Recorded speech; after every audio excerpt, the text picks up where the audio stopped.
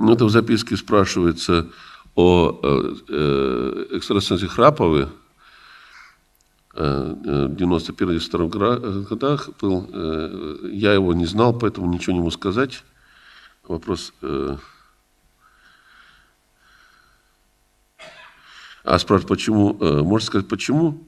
Умер в 92 году в течение 2 недель.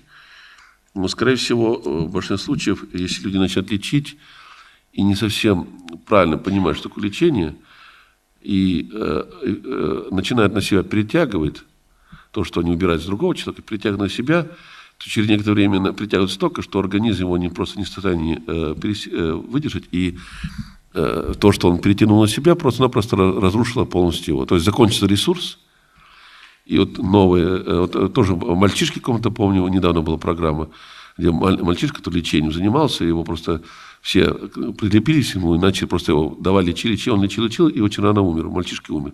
То же самое. Если просто человек начинает отдавать свой потенциал, обычно большинство, как бы беру себя, переношу, на себя переношу. Это хорошо, если раз перенес человек, он переварил это, организм переварил, второй раз, третий. Но наступает момент, когда резерв заканчивается, и если человек продолжает переносить, уже нечем переваривать, и человек просто быстро сгорает от той болезни, которую себя перенес. Вот и все. Так что, думаю, скорее всего, он погиб из-за того, что вот это делал.